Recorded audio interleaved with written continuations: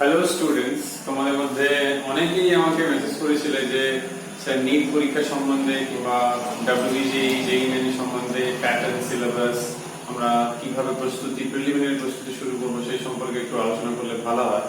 তো সেই জন্য আমি এই ভিডিওতে তিনটে জিনিস আলোচনা করবো ভেবেছি। সেটা হচ্ছে এই ভিডিওতে আমরা নিট নিয়ে আলোচনা করব, এরপরে ডাব্লিউবিজেই, তারপরে জেইই মেন। তো মাধ্যমিকের পর মাধ্যমিক অবশ্যই গুরুত্বপূর্ণ পরীক্ষা, তারপরে এইচএস তার থেকেও গুরুত্বপূর্ণ পরীক্ষা, কারণ এইচএস এর পর আমাদের কিন্তু বিভিন্ন যে লাইনগুলো রয়েছে, যে সায়েন্স থেকে হোক কি আর্টস থেকে হোক, স্পেশালি সায়েন্স থেকে যদি বলা হয়, অনেকগুলো লাইন রয়েছে, সেগুলো আমরা প্ল্যান করতে পারি। তো তার প্ল্যানিংটা এইচএস দেওয়ার পর করলে তো হবে না, 11 থেকেই মোটামুটি একটা প্রস্তুতি রাখতে হয়। তো বেশিরভাগ ছেলেমেয়েরা নিট, ডাব্লিউবিজেই, জেইই মেন কিন্তু সবাই দেয়। তো মোটামুটি যে পরীক্ষার স্ট্যান্ডার্ড কিংবা যদি বলা হয় তো বিভিন্ন পরীক্ষার বিভিন্ন হয়। যেহেতু আমরা নিট পরীক্ষা নিয়ে আলোচনা করবো, তো যেন নিট নিয়ে সীমাবদ্ধ থাকবো আমরা আলোচনায়। তো এই যে নিট পরীক্ষাটা বুঝতেই পারছো, একটা ন্যাশনাল লেভেলের পরীক্ষা এবং অনেকেরই স্বপ্ন ফিউচারে ডাক্তার হওয়া। তো তার জন্য যে মেডিকেল লাইনে আন্ডার গ্রাজুয়েট লেভেলে হোক কি পোস্ট গ্রাজুয়েট লেভেলের হোক, তাতে ভর্তি হওয়ার জন্য যে কোনো ইনস্টিটিউটে, সে সরকারি হোক কি বেসরকারি হোক, সেক্ষেত্রে কি হয় না, এই এক্সামটা খুব গুরুত্বপূর্ণ এবং এখানকার র্যাঙ্কিংটাও খুব গুরুত্বপূর্ণ। তো পরীক্ষা মোটেই সহজ নয়, এটা প্রথমেই বলি। তো এই পরীক্ষাতে কম্পিটিশন খুব হাই, আর স্পিডের সাথে অ্যাকুরেসি একটা গুরুত্বপূর্ণ ফ্যাক্টর। কারণ হচ্ছে শুধু সঠিক করতে হবে তা না, অবশ্যই নেগেটিভ মার্কিং রয়েছে, সেটা আমি বলবো, কিন্তু খুব দ্রুত করা সেটাও কিন্তু একটা খুব বড় জিনিস আর কি। কারণ তোমাদের পুরো ব্যাপারটা খুব শর্ট টাইমের মধ্যে করতে হয়। 180টা যদি বলা হয় প্রশ্ন, নাম সময়ও কিন্তু 180 মিনিট, তার মানে পার মিনিট একটা প্রশ্ন। তো এটা খুবই ফাস্ট একটা ব্যাপার আর কি। প্রশ্ন তো একদম ডাইরেক্ট প্রশ্ন থাকে না, অনেক লজিক বেস প্রশ্ন থাকে, অ্যাপ্লিকেশন বেস প্রশ্ন থাকে, এবং সেই প্রশ্নগুলোর জন্য তোমাদের যথেষ্ট কনসেপশনের ব্যাপার রয়েছে। খুব দ্রুততা সহজে কনসেপশন কিংবা একটা ফর্মুলা মনে পড়া থেকে শুরু করে, যেহেতু 1 মিনিটই সময় একটা প্রশ্নের জন্য। তো এই এক্সামের ফুল নাম হচ্ছে কি না, ন্যাশনাল এলিজিবিলিটি কাম এন্ট্রান্স টেস্ট। তো ন্যাশনাল লেভেলের পরীক্ষা। তো এই পরীক্ষাকে কন্ডাক্ট কে করছে না, এই পরীক্ষাকে কন্ডাক্ট কিন্তু করছে এনটিএ। এনটিএ কি না, এনটিএ হচ্ছে ন্যাশনাল টেস্টিং এজেন্সি। তো এনটিএ কে দায়িত্ব দেওয়া হয় পরীক্ষা কন্ডাক্ট করার জন্য। যে প্রতিবারে দায়িত্ব থাকবে এরকম কোনো মানে নেই, কিন্তু বিগত বছরগুলোতে আমরা দেখছি এনটিএ দায়িত্ব থাকছে, এনটিএ পরীক্ষাগুলো কন্ডাক্ট করে। তো এই যে নিট কোয়ালিফাই করলে তোমরা বিভিন্ন যে স্বপ্ন তোমাদের রয়েছে, সে এমবিবিএস এর ক্ষেত্রে হোক, বিডিএস এর ক্ষেত্রে হোক, কি ভেটেরিনারি পড়ার ক্ষেত্রে হোক, কিংবা আয়ুষের ক্ষেত্রে হোক, এই যে বিভিন্ন রকমের লাইন রয়েছে। ইভেন আমি কয়েকটা পয়েন্ট নোট ডাউনও করছিলাম। ইভেন যদি আমরা প্যারামেডিক্যাল এক্সামের কথাও বলি, কি প্যারামেডিক্যাল, সে সবগুলো কিন্তু এই নিটের ভায়া দিয়ে যায়। তার মানে নিট কোয়ালিফাই করা মানে তোমরা এলিজিবল হয়ে যাবে বিভিন্ন জায়গাতে বসা। এবার যেহেতু যদি বলা হয় এইমস এর মতো ইনস্টিটিউটে, সেখানকার সিটগুলো যেহেতু অ্যাড আপ হচ্ছে সরকারি প্রাইভেট একসঙ্গে মিলে, তার মানে ভ্যাকেন্সি কিংবা ফাঁকা কতটা, কারণ কাট অফটা কত, কোয়ালিফাই হয়তো অনেকেই করছে কিন্তু কাট অফের একটা ব্যাপার থাকছে। তো সেইটা তখন একটা ব্যাপার দাঁড়িয়ে যায় কি, যে যেহেতু সিট বাড়লে সেই বছর কিন্তু কাট অফটা অন্যরকম ব্যাপার হয়ে যাচ্ছে। তো প্রতিবার কিন্তু সেটা আলাদা হতে পারে। তো সাধারণত ফর্ম ফেব্রুয়ারি মাসে বেরিয়ে থাকে এবং পরীক্ষা মে মাসে ফার্স্টে হয়ে থাকে। তো এবারে করোনার প্রাদুর্ভাবের জন্য পরীক্ষার শিডিউলগুলো একটু গন্ডগোল হয়ে গেছে সবগুলো, কিন্তু ইন জেনারেল কথাটা আমি বললাম। এইবারে এলিজিবিলিটি ক্রাইটেরিয়ার ব্যাপারে যদি আমরা আসি, তো মিনিমাম বয়স 17 বছর হতে হবে।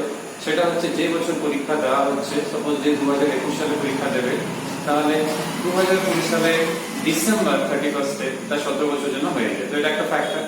আর 11-12 যদি আমরা আসি, তো অবভিয়াসলি আমাদের এই ক্ষেত্রে যেটা হচ্ছে না, ফিজিক্স, কেমিস্ট্রি, বায়োলজির কথা আসছে।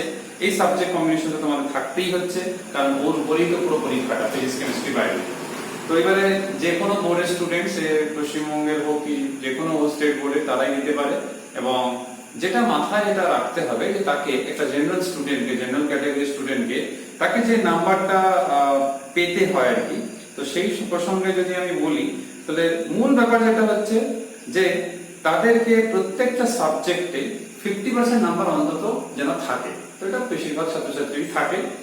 আর যদি এসসি এসটি ওবিসি হয়, তার ক্ষেত্রে সেটা হচ্ছে 40%। আর যদি ফিজিক্যালি হ্যান্ডিক্যাপ যদি হয়ে থাকে কেউ, পিডব্লিউডি স্টুডেন্ট স্টুডেন্ট, তো তার ক্ষেত্রে সেটা 45%। তাহলে মিনিমাম এজ লিমিট হচ্ছে 17 বছর, ম্যাক্সিমাম এজ লিমিট এখন অবধি কিছু ফাইনাল হয়নি, যেহেতু সুপ্রিম কোর্টে এটা নিয়ে একটা কেস রয়েছে, তো ম্যাক্সিমাম এজ লিমিট হয়তো ফিউচারে সেটা 25 ইয়ার্স হতে পারে।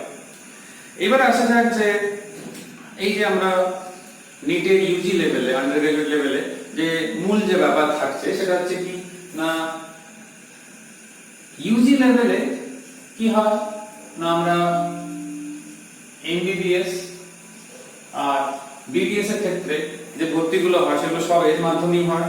আর পিজি কোর্সের ক্ষেত্রে যদি আমরা বলি তাহলে এমএস এবং এমডি কোর্সগুলো সব কিন্তু এর মাধ্যমে, তার মানে নিট থেকে ইউজি এবং পিজি দুটোতেই যাওয়া যাচ্ছে। তো এবার প্রশ্ন হচ্ছে যে কোয়ালিফাই হয়তো করলো, কি রকম মানে কোটা থাকে তার নিজস্ব স্টেটে, যে রাজ্যে সে আছে সেই রাজ্যে তার ভ্যাকেন্সি রয়েছে এবং ন্যাশনাল লেভেলে রয়েছে, যেগুলো ন্যাশনাল ইনস্টিটিউট গুলো রয়েছে। তো সেই হিসাবে যদি বলা হয় তাহলে 15% হচ্ছে ন্যাশনাল বেসড, আর বাকি যে 85% অর্থাৎ 85% সেটা কিন্তু হচ্ছে স্টেট লেভেল।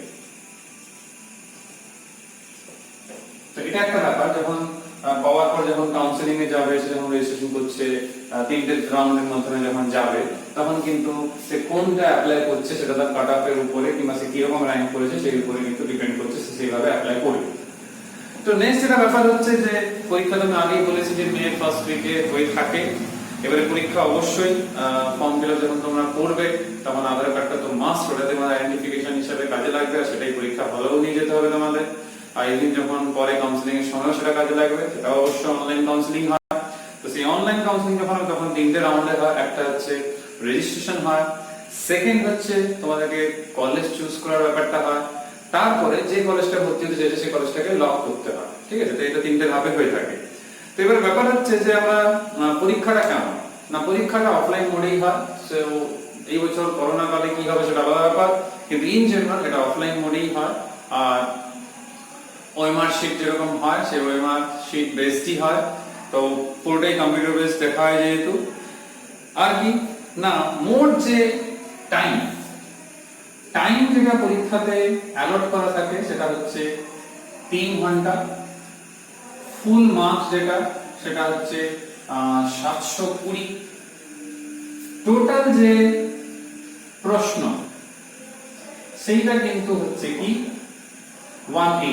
তার মধ্যে 90টা প্রশ্ন, সবগুলি অবশ্যই এমসিকিউ উইথ অপশন থাকবে, যে অপশনটা সঠিক তোমাদের যেটা করতে হবে। 180 মধ্যে 90টা বায়োলজি থেকে থাকবে। এবার বায়োলজি মানে তার মধ্যে বোটানি আর জুলজি থাকবে, আর ফিজিক্স কেমিস্ট্রি থেকে বাকি 45টা থাকে। তো প্রত্যেকটা প্রশ্নের যে পূর্ণ মান হচ্ছে সেটা হচ্ছে 4, প্রত্যেকটা প্রশ্ন মানে ইচ কোয়েশ্চেন 4 মার্কস। তো ঠিক হলে 4 পাচ্ছ, যদি ভুল হয় তখন কিন্তু -1। তাহলে বুঝতেই পারছো একটা প্রশ্ন ভুল হলে সে 4 নাম্বার তো পেলেই না, উল্টো একটা -1 হলো। তাহলে ওই জন্য সঠিক উত্তরটাই চেষ্টা করতে হবে, ডাউট হলে একটু ভেবে চিন্তে করতে হবে, রিস্ক নেওয়ার ক্ষেত্রে একটু সাবধানে করতে হবে, আর খুব দ্রুততার সঙ্গে তো করতেই হয়। যেহেতু এখানে আমাদের যদি বলা হয় ফিজিক্স, আমি যদি শর্টেই বলছি, আর বায়ো, তাহলে বায়োতে কি হচ্ছে না বোটানি আর জুলজি।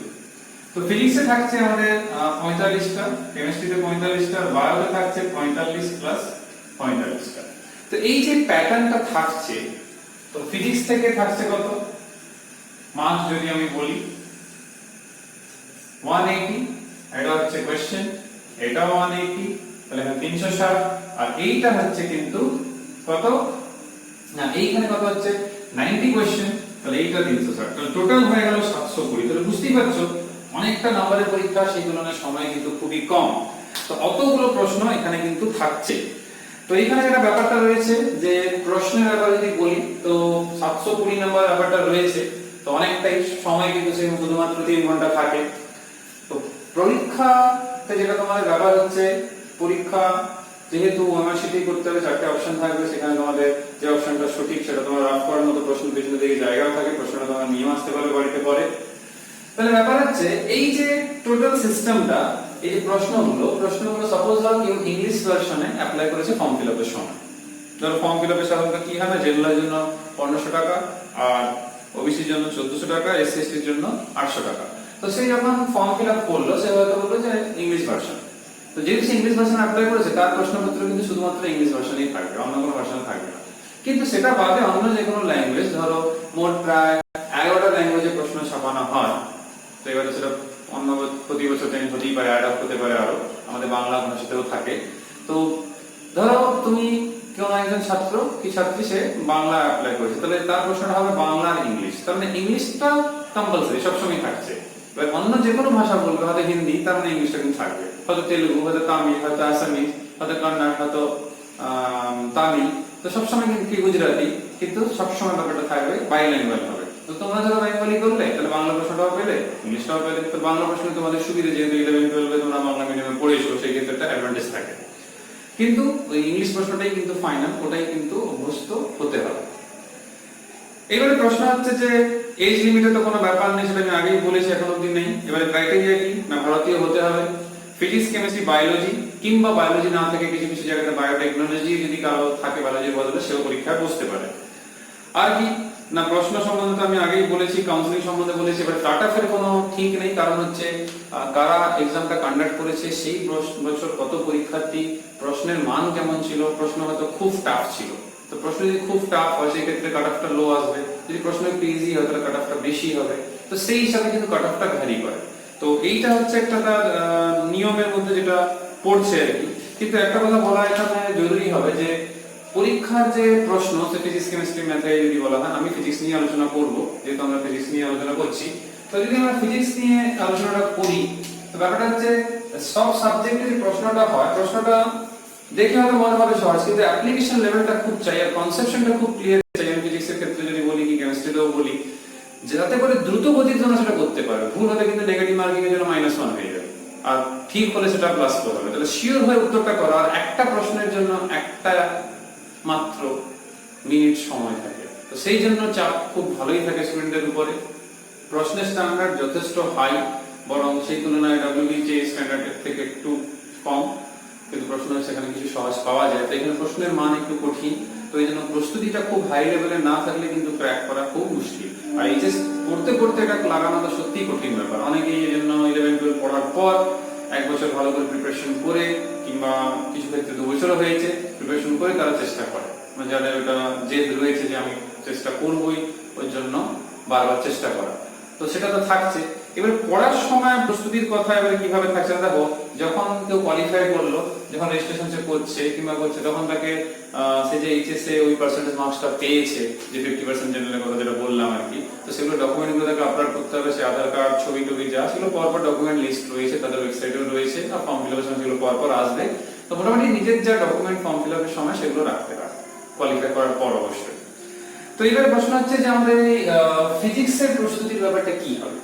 ফিজিক্স থেকে থাকছে 45 নম্বর, কিন্তু বায়োলজি থেকে যেহেতু ডবল থাকছে, সেই তুলনায় প্রশ্ন ফিজিক্স, কেমিস্ট্রি মিলে যতটা, বায়োলজি থেকে ততটা। এই জন্য বায়োলজির উপরে বিশেষ গুরুত্ব দেওয়ার দরকার রয়েছে। এবারে সেটা কিভাবে কি নেবে, তোমাদের বায়োলজি স্যার ম্যাডামদের সঙ্গে আলোচনা করবে, কেমিস্ট্রি স্যার ম্যাডাম আলোচনা করবে। তো আমি ফিজিক্সের স্যার হিসেবে বলবো যে ফিজিক্সের ক্ষেত্রে যে 45টা প্রশ্ন থাকছে, তাহলে তোমরা আলোচনাটা কিভাবে শুরু করবে। প্রাথমিকভাবে আমি এটাই বলবো, তোমরা 11-12 পড়ার সময়, যেহেতু আমি একাদশ এবং দ্বাদশ শ্রেণী উভয় ছাত্রছাত্রীদের উদ্দেশ্যে বলছি, কারণ দুটো মিলিয়ে তো একাদশ শ্রেণী তোমাদের যে টেক্সট বই পড়ো, ছায়া সাঁতরা কিংবা যে কোনো অথরের বই পড়ো না কেন, তো বই শুরুতেই দেখবে নিটের সিলেবাস রয়েছে, ইংলিশে লেখা রয়েছে সিলেবাস, 11 এর বইতেও রয়েছে, 12 এর বইতেও রয়েছে। ইভেন তোমরা ওয়েবসাইট থেকেও ডাউনলোড করতে পারো, নিজের কাছে হার্ড কপি কিংবা সফট কপি রাখতে পারো ফোনে। তো সেই সিলেবাস যদি দেখা হয়, তোমাদের ক্লাস 11 এবং 12 এ যা সিলেবাস তোমাদের ওয়েস্ট বেঙ্গল বোর্ডের আন্ডারে রয়েছে, অলমোস্ট পুরোটাই সেমই রয়েছে। শুধুমাত্র 12 এ যে লাস্ট চ্যাপ্টারটা রয়েছে কমিউনিকেশন সিস্টেম, সেটা নেটের সিলেবাসে নেই। তার মানে অলমোস্ট তোমরা যা পড়ছো তাই থাকছে, কিন্তু ডেপথ আর কনসেপশন লেভেলটা বাড়াতে হবে। সেটা কিভাবে তোমরা বাড়াবে, যখন তোমরা 11 এ আর 12 এ এক একটা চ্যাপ্টার যখন তোমাদের পড়ানো হচ্ছে, তোমরা পড়ছো, তো সেই মুহূর্ত থেকে আলোচনা একটু একটু করে শুরু করতে পারো প্রিলিমিনারি লেভেলে। তো যার জন্য কি করবে, সবচেয়ে প্রথম হচ্ছে যে এনসিইআরটির যে বই রয়েছে ফিজিক্সে, সেই বইটা নিজের কাছে রাখা। তো সেই বইটা থেকে যে সব পড়ে যেতে হবে তা বলবো না, কারণ যেহেতু আমরা নিট নিয়ে আলোচনা করছি, হয়তো যেই জন্য সেটা হয়তো এক্সারসাইজ সব করলে ভালো হয়। কিন্তু আমি যেটা বলবো এই ক্ষেত্রে, সেখানে দেখবে কিছু প্রত্যেকটা চ্যাপ্টারের শেষে একটা সামারি বলে অংশ রয়েছে, নীল রঙের এবং হেডিং দেওয়া থাকে। তো সেই অংশগুলো ভালো করে দেখা, সেখান থেকে কিন্তু খুব কাজে লাগতে পারে। তাছাড়া ওদের অনুশীলনী রয়েছে প্রত্যেকটা চ্যাপ্টারের শেষে। তো সেই অনুশীলনগুলো একটু করা, দেখা গেছে 5টা থেকে 10টা প্রশ্ন কিন্তু সেখান থেকে 10টা হয়তো বেশি বলে দিলাম, মোটামুটি 5টার মতো প্রশ্ন, 5-এর একটু বেশি প্রশ্ন কিন্তু প্রতি বছরই কিন্তু এই টাইপের প্রশ্ন দেখা যায়, হুবহু না হলেও অন্তত সেম টাইপের। অর্থাৎ এনসিইআরটি যে বইটা পড়ে কিন্তু সেই সলভটা করতে পারে একটা স্টুডেন্ট। নেক্সট বলবো যে এসসি বর্মা বই হয়তো নিটের জন্য খুব গুরুত্বপূর্ণ আমি তা বলবো না, কিন্তু তার থেকে অন্য বইগুলো হয়তো বেশি গুরুত্বপূর্ণ। কিন্তু একটা কনসেপশনের ব্যাপার রয়েছে যে এসসি বর্মার যে সব অঙ্ক সলভ করে নিতে হবে নিটের জন্য তা কিন্তু জরুরি না। কিন্তু যেগুলো এমসিকিউ বেস কিংবা যেগুলো ধরো 1-2 নম্বরের অবজেক্টিভ টাইপের প্রশ্ন রয়েছে এসসি বর্মাতে, সেটা কিন্তু দেখা যেতে পারে প্রস্তুতি আকারে, কিন্তু এটা মাস্ট তা বলবো না, কিন্তু নিজের স্ট্যান্ডার্ডটা একটু বাড়ানোর জন্য। তো তোমাদের কাজ কি হবে, একই সঙ্গে পড়া তো সম্ভব হচ্ছে না যে হ্যাঁ 12-এ উঠে এটা পড়বো কি 12-এর শেষে পড়বো। 11 থেকে এক একটা চ্যাপ্টার যখন শেষ করলে, ধরো একমাত্রের প্রতি আমরা যেমন আলোচনা করলাম, তো তারপরেই সেটাকে ধরা। তো চ্যাপ্টার বেস করলে তোমাদের প্রেশারটাও ডিভাইড হয়ে যাবে, তখন তোমরা পার্টে পার্টে পড়তে পারবে, একটা দিন তখন পড়তে পারবে। তাহলে 11 শুরু থেকে এটা করতে পারো। টাইম ম্যানেজমেন্ট একটু চাপ পাবে, কারণ অন্যান্য সাবজেক্টও পড়তে হবে, এরকম তোমরা কেমিস্ট্রি বায়োলজির ক্ষেত্রেও করতে পারো। যে চ্যাপ্টার যখন পড়লে তারই নিটের জন্য প্রিপারেশন কিছুটা করলে, তো সেই প্রিপারেশনে তোমাদের যেই মেন এবং ডব্লিউবিজিতেও একটু কাজে লেগে যাবে। নেক্সট হচ্ছে যে এমসিকিউ প্র্যাকটিসটা কিভাবে করব, সেটা তো খুব জরুরি রয়েছে। তো এর জন্য আমি বলবো যে এই দুটো বই যেটা আমি বলছি, যে এই যে সেনেজের যে বই থাকে, তার যে A to Z ফিজিক্স বলে রয়েছে, সেনগেজের স্পেলিংটা ভুল হয়ে গেছে, এই যে A to Z ফিজিক্সের যে অবজেক্টিভ যে বইটা পাওয়া যায় এইটা, বা আমরা আরিহান্তের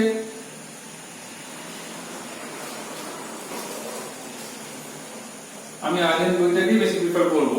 তো ডিসি বান্ডের যে বই রয়েছে, যেটাকে তারা পার্ট আকারে বের করে যে নিট অবজেক্টিভ বলে, এটা কিন্তু এই দুটো কিংবা এদের মধ্যে কোনো একটা আমি আরিহান্তই বলবো প্র্যাকটিস আকারে, কিংবা যে এমসিকিউ গুলো প্র্যাকটিস করতে হবে সেটা, আর দুটোই করতে পারলে আরো ভালো হয়। তো এই কাজটা করতে হবে। এবারে অনেকেই বলবে যে হ্যাঁ তাহলে তো আমাদের এমটিজি বইগুলো তো অনেকে রয়েছে, এমটিজি ফিঙ্গারপ্রিন্ট রয়েছে, এমটিজি যেমনি অবজেক্টিভ বই রয়েছে, বায়োলজিতে রয়েছে, ফিজিক্সেও রয়েছে। হ্যাঁ অবশ্যই, কারণ হচ্ছে কোনো একটা বই পড়ে নিটে ক্র্যাক করা কিন্তু সম্ভব নয়, প্র্যাকটিসটা বাড়াতে হবে, তার জন্য আরো বই ফলো করতে হবে। তো এগুলোর সাথে তোমরা এমটিজি বইটাও অ্যাড করতে পারো। এমটিজি যে বইগুলো পাওয়া যায়, আগে নিজের 11-12 এ নিজের যে টেক্সট বই ছায়া সাঁতরা রয়েছে সেটা কমপ্লিট করলে, তার সাথে তোমরা এনসিইআরটি টেক্সট বইটা কমপ্লিট করলে, এনসিইআরটি টেক্সট বুক, সেখান থেকে এবারে আমাদের এই সেনগেজের যে A to Z ফিজিক্সের যে অবজেক্টিভ বই, এবং তার সঙ্গে আরিহান্তের এই ডিসি বান্ডের যে নিট অবজেক্টিভ বই, আর এমটিজির যে অবজেক্টিভ কিংবা দুটো, অর্থাৎ এমটিজি ফিঙ্গারপ্রিন্ট এবং যে এমটিজির অবজেক্টিভ বইগুলো পাওয়া যায় দুটো আলাদা আলাদা, সে দুটোই কিন্তু ফলো করতে পারলে কিন্তু খুব ভালো হয়। এছাড়া আরেকটা বই রয়েছে, সেটা হচ্ছে যে আমাদের ফিজিক্স এমসিকিউ বলে ডি মুখার্জির একটা বই রয়েছে, সেটাও দেখতে পারো যারা যত হাই লেভেলের স্টাডি করতে চাও যদি। তো এগুলো সব মিলিয়ে কিন্তু তোমাদের প্রস্তুতিটা হবে, যে একটা বই পড়ে কিন্তু হবে না। নিজের টেক্সট বই, তারপরে এনসিইআরটি বই, এসসি বর্মা কিছুটা, এসসি বর্মা, তারপরে এই যে সেনগেজের A to Z physics objective, অথবা আরিহান্তের যে ডিসি আমি যেটা বলছি এটা বেশ ভালো বই, এটা ফলো করলে, আর এমটিজি ফিঙ্গারপ্রিন্ট আর এমটিজি যে অবজেক্টিভ বই, তাহলে কিন্তু প্রস্তুতি অনেকটা হবে। এছাড়া মার্কেটে অনেক বই রয়েছে, যেমন ধরো গিনেসের অবজেক্টিভ যে ফিজিক্স বই রয়েছে, সেটাও কিন্তু খুব ভালো, হিউজ কালেকশন রয়েছে প্রবলেমে, সেটাও ফলো করতে পারো। কিন্তু অতগুলো একটা কস্টলি ব্যাপার রয়েছে, সবার পক্ষে হয়তো সেটা সম্ভব হবে না। কিন্তু যদি কোনোভাবে পাও, কিংবা কোনোভাবে ম্যানেজ যদি হয়, কিংবা শেয়ারিং করে যদি বন্ধুরা যদি একসঙ্গে কেন, তাহলে ডিফারেন্ট বই তোমরা গ্রুপ স্টাডি করতে পারবে। তখন 4-5 জন মিলে, 3-4 জন মিলে সব বইগুলো কালেক্ট করলে, শেয়ার করে করে পড়লে তো সবারই লাভ হবে একই সঙ্গে। তো সেগুলো করতে পারো, আর প্রত্যেকটা চ্যাপ্টারের শেষের সঙ্গে করতে হবে। এবার কাট অফ কিন্তু প্রতি বছর ভ্যারি করবে, প্রশ্নের মান কত পরীক্ষার্থী কেমন নাম্বার উঠেছে, প্রশ্ন যদি খুব টাফ হয় তখন চেঞ্জ হবে, তো সেটা কিছু করার নেই, তোমাদের প্রস্তুতি কিন্তু নিতে হবে, তারপরে যা হবে ফলাফল। কিন্তু প্রশ্ন যেভাবে হয় কিন্তু ওই টাইমের মধ্যে করা কিন্তু খুব শর্ট সময়, 1 মিনিট একটা প্রশ্ন, এটা সহজ নয়, প্রশ্ন করতেই তো কিছু সেকেন্ড চলে যাবে, আবার বুঝতে কিছু সেকেন্ড, তাহলে 1 মিনিট তো সেখানেই শেষ হয়ে গেল, কি বেশি চলে যাবে। সেই জন্য তোমাদের প্রচুর প্র্যাকটিসের দরকার যাতে করে 1 মিনিটের মধ্যে অ্যান্সার গুলো করা। তো ওই জন্য আমি তোমাদের সাজেস্ট করব প্রত্যেকটা চ্যাপ্টার শেষের সঙ্গে এই বইগুলো যদি ফলো করতে পারো তাহলে কিন্তু খুব ভালো হয়। আর সবসময় যে দেখে করবে তা না, নিজের টেক্সট বই এক্সাম্পল থেকে শুরু করে যত শর্ট প্রশ্ন সমাধান রয়েছে সেগুলো কমপ্লিট করে ধাপগুলো ওইভাবে ফলো করবে। নিজের টেক্সট বই তার অনুযায়ী এক্সাম্পল কমপ্লিট করা, এমসিকিউ সেট 1 সেট 2 কমপ্লিট করা, দেন প্রত্যেকটা চ্যাপ্টারের শেষে এনসিইআরটি বইটা করা, এগুলো চ্যাপ্টার ওয়াইজ যেগুলো রয়েছে এমসিকিউ প্র্যাকটিস করা আর স্পিডে করা। তার জন্য দরকার পড়লে খাতায় নোট করে রাখা, ডিফারেন্ট চ্যাপ্টারের ফর্মুলা নিয়ে শর্টকাট যেগুলো ফর্মুলা দ্রুত মনে পড়ে, কিছু শর্ট যে ট্রিক্স গুলো থাকে যেগুলো দেখবে তোমাদের প্রত্যেকটা চ্যাপ্টারের শেষে সাহেব প্রকাশনী বইতে স্পেশালি দ্রুত সমাধানের কৌশলগুলো রয়েছে প্রত্যেকটা চ্যাপ্টারে, সেই 11 আর 12 প্রত্যেকটা চ্যাপ্টারে সেই দ্রুত সমাধানের কৌশলটা মনে রাখা। তাহলে অনেকগুলো প্রশ্নতে 5-10টা প্রশ্ন হতে দেখলে খুব দ্রুতই করে নেবে শর্টকাট টেকনিকে। তো ওই টেকনিক গুলো লাগবে, সেগুলোর জন্য খুব জরুরি হচ্ছে এই বইগুলো ফলো করা, কারণ এই বইগুলো ফলো করলে তোমরা কিন্তু সেখানে যে শর্ট টেকনিক রয়েছে সেগুলোর অ্যাপ্লিকেশন রয়েছে। আর সর্বশেষে একটা কথা বলবো যে প্রথম থেকেই একটু কনফিডেন্স রাখা যে হ্যাঁ আমি চেষ্টা করব, আমিও পারবো, ফলের চিন্তা না করে কর্ম করে যাওয়া। আর এই যে টোটাল ব্যাপারটা রয়েছে যে টাইমের খুব একটা ফ্যাক্টর থাকে, খুব দ্রুততার সঙ্গে করতে হয়, ওই প্র্যাকটিসটা করা। আর প্র্যাকটিস করার সময় কিন্তু তাড়াতাড়ি করার চেষ্টা করতে হবে, তাহলে গিয়ে দেখবে হয়তো 2 বছরের মধ্যে 11-12 মিলে যে 2 বছর সময় থাকে, 2 বছরের কমই সময় থাকে, তো সেই সময় কিন্তু তোমার একটা মোটামুটি জায়গাতে পৌঁছাতে পারবে যেখানে দেখবে হয়তো অ্যাপ্লিকেশন অনেকটা করতে পারছো। তো 11 থেকে প্রস্তুতি শুরু করো, তাহলে তোমাদের অনেকটাই সুবিধা হবে। আর বই ভালো করে পড়ো, নোটের ভিত্তিতে যেও না, বই যত পড়বে ততই কিন্তু লাভবান হবে। আর যেহেতু তোমরা মানে আমাদের ক্ষেত্রে ছাত্রছাত্রীর ক্ষেত্রে বাংলা মিডিয়ামের স্টুডেন্ট, তো তাদের ক্ষেত্রে 11-12 তো বাংলায় পড়েছে, সেখান থেকে এই বইগুলো ইংলিশ বইগুলো করতে সমস্যা হচ্ছে। তো তার জন্য তোমরা কি করতে পারো, 11-12 এর ইংলিশ ভার্সনের বই তোমরা এসএলআর বই দেখতে পারো। এসএলআর 11-12 বই যথেষ্ট ভালো এন্ট্রান্স এবং দুটো লেভেলের জন্য।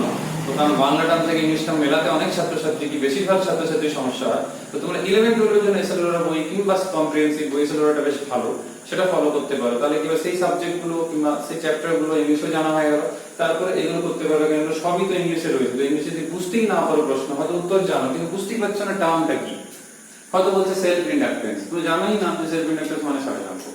তো এই যে প্রবলেমগুলো, তো ঘূর্ণি প্রবাহ, এডি কারেন্ট, তুমি 11 থেকে অনেক টার্ম রয়েছে। তো রোটেশনাল মোশন তুমি জানো সেটাই আবর্তগতি, কি সেন্টিপিটাল ফোর্স, সেন্টিপিটাল অ্যাসেলারেশন, হয়তো অভিকেন্দ্র বল, অভিকেন্দ্র ত্বরণ, কিন্তু বাংলা টার্মটা জানো, ইংলিশটা জানো না। এই প্রশ্নটা তো ইংলিশে দেখতে হবে, কি বলবে হ্যাঁ স্যার বাংলাতে প্রশ্ন থাকছে, হ্যাঁ বাংলায় থাকছে ইংলিশে থাকছে মানছি আমি, কিন্তু অত দ্রুততা সহ ক্যাচ করা, কারণ সারা বছর প্র্যাকটিস তো করবে ইংলিশ বই নিয়ে, তো পরীক্ষা হলে বাংলা প্রশ্ন পেয়ে আর কি লাভ হবে।